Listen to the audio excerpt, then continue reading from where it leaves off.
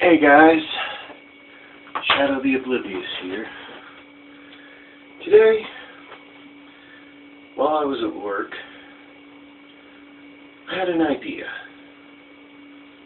Maybe showcase some of the rare and or unique and or interesting things in my collection for you guys.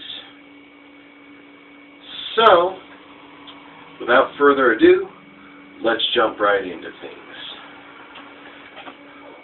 First thing I wanted to mention and bring out is something that, not every Tom, Dick, and Harry can get, their hands on. But, the lucky few can. I managed to get my hands on it. And that would be a store floor model Game Boy Advance SP. Looks like the standard cobalt blue Game Boy Advance SP, right? Notice a serial number. Yeah, this was originally part of a store display kiosk where, you could try before you buy. And normally what they do with these units is they field destroy them. In other words, these fuckers wind up in a landfill, crushed, destroyed, obliterated. You get the idea. But, actually, I don't know how long it's been since I last charged it up. I don't know if it still has a charge, if it'll turn on.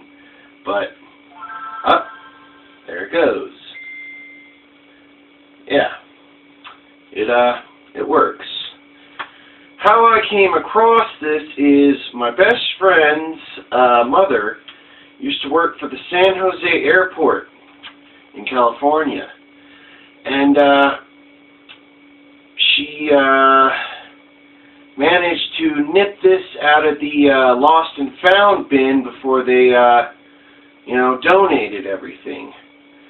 And how I found out what this was, well, before I get into that, actually, I should say, well, yeah, she nipped it out of the bin, and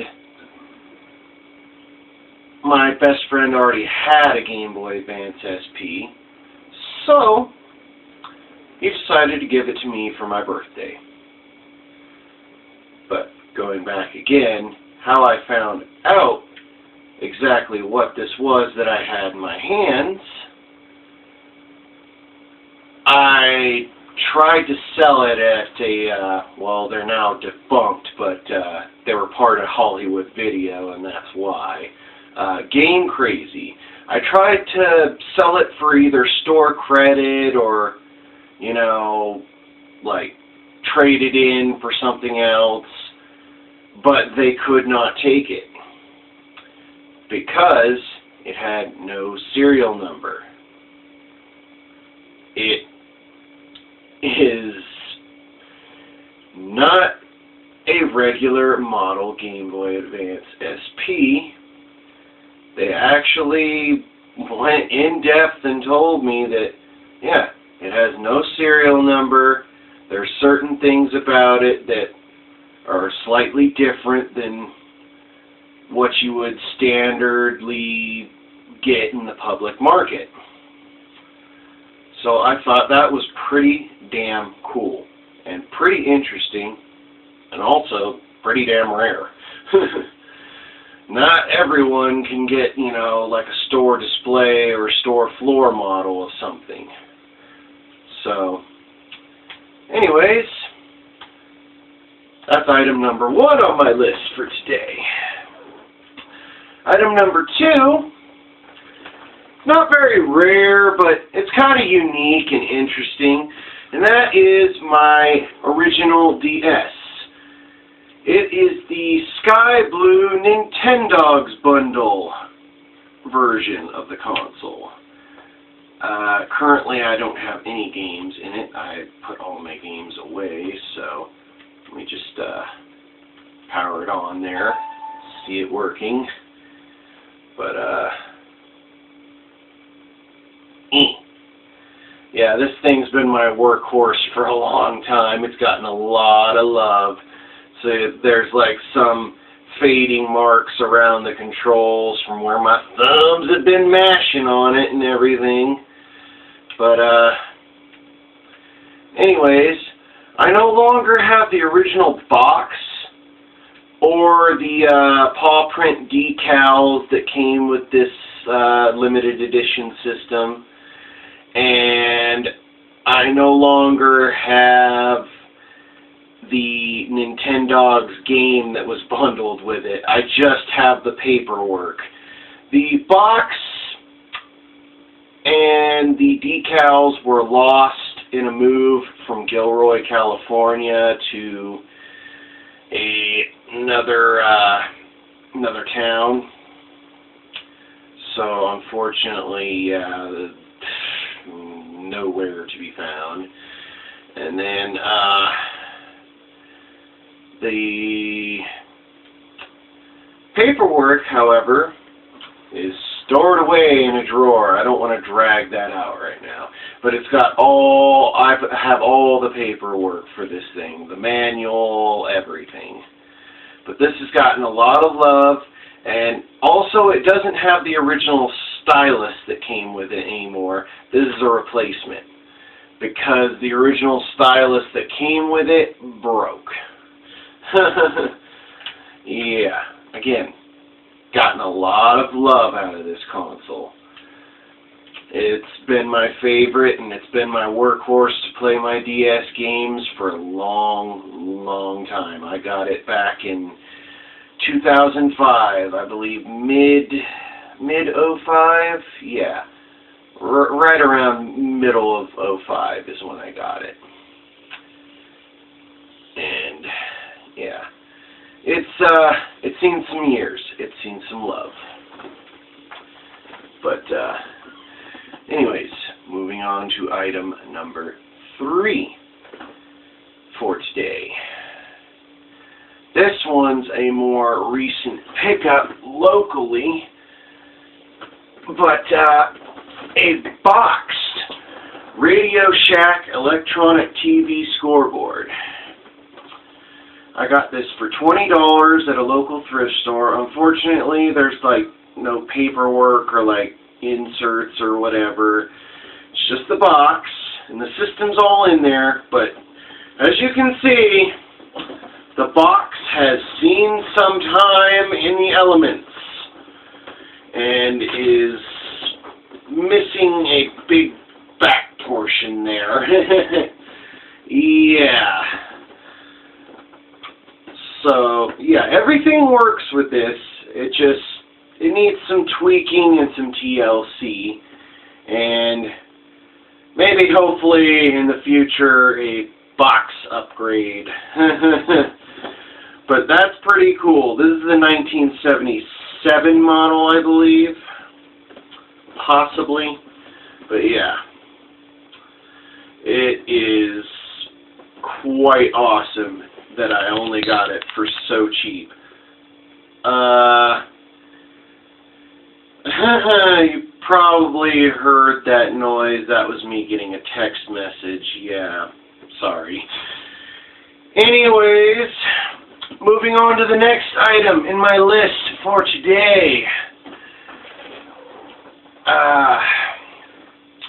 This is also something I got at that Game Crazy I mentioned back when I was in Gilroy. These people kind of just didn't know what they had. They thought it was worthless, so on, so forth, yada yada. And they had it only priced at, get this, a whopping 99 cents. But a very nice condition copy of Castlevania Adventure for the original Game Boy. Very nice label, no fading, only, well, actually, this is more recent, the yellowing and discoloration. This is more recent because I had taken this out with me on a camping trip, and it kind of sat in the sun for a minute, thanks to my dumb ass, but it still works. It still plays quite well. However, if you really want to know the story about this game, the actual game in particular, the game is poop. It's a bad game. This game is ass. I mean, this game is ass on ass, up ass with a side of ass. But then again, it's still rare, somewhat. And me, I have a tendency and a passion to play shitty games. Call it a guilty pleasure. I like to torture myself with them. But, yeah, got that for a whopping 99 cents. Back in, what was it, 2006? Yeah, I think it was like early or mid-2007 when I picked this up. But, yeah. Moving on to the next couple of items in my little listy list for today. But, next couple of items are very unique. They are, well, I know, everything keeps winding up being Konami related. Konami this, Konami that. Konami has become the equivalent of the word fuck. Yada yada yada.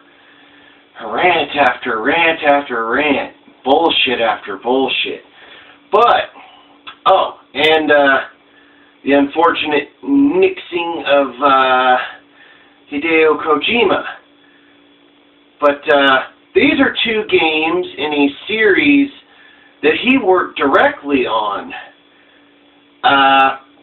However, these were the only ones released here in America. The third was released only in Japan, unfortunately, because the first two really didn't do too well. And those are the Boktai series, Boktai 1 and Boktai 2. But they're very unique and interesting in the fact that they have this nice little sensor here on the back that picks up solar rays. You can fool the solar sensor, I've heard, into thinking, you know, that it's getting sunlight. But yeah, these games you actually have to play outdoors during sunlight hours. They were very, very fun, indeed. I have beaten both of them, although I needed a bit of help when it came to beating Boktai 2. But they're very unique and very interesting with, I believe, I forget how, if it's just the second one that has the RPG elements, like leveling up and strengthening your weapons and, you know, adding to them and stuff like that, and like learning different things. But they're very, very fun games, and I suggest to anyone that might have like an interest in these kind of games, and if you ever come across them, I strongly suggest you pick them up. They're incredibly fun, a lot of replay value, and just, again, hours and hours of fun. But anyways, moving on to the final item in my list today out of rare and unique things within my collection, but I may in the future do a follow-up or even a sequel to this video, so just keep that in mind. But currently to date, yeah,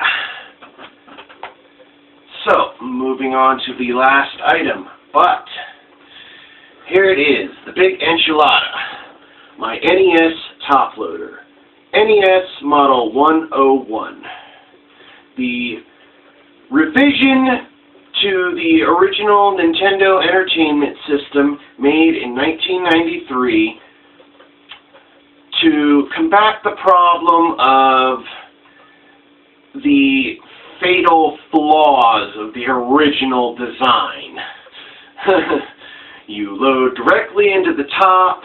There's no pressing down and wearing down the pin connectors and everything. There's no blowing and blowing until you're blue in the face, practically. I mean, I hardly ever have a problem with this system. However, notice that it's RF only. Yeah, unless you mod this thing, there is no AV, there is no, like, HD connective, or what have you, but I am not going to ever modify this thing, because I got it in, like, brand spanking new condition, as you can see. There is only one superficial, tiny little scratch near the top here in this corner, but other than that, she is flawless. And I got this on Amazon when I was looking for a regular NES. In a regular NES, category listing, I found the listing for this lovely bundle in like new condition with 2 dog bones, all the cords, and my copy of Super Mario Brothers Duck Hunt up here with manual and dust sleeve for about like 200 bones, which really, I don't know. Did I get screwed? A lot of people say no. That's a fucking awesome deal. All this system is really missing is a box and paperwork. So, I plan in the future to hunt down a really nice condition box with all the inserts and some paperwork for this system. But, anyways, guys, I hope you stuck around till the end, and I hope you enjoyed. And as I always say and end all of my shit, nerds, nerdettes, gamers, and weirdos of the web, game the fuck on and party the fuck on. I'm out. Later. Bye-bye.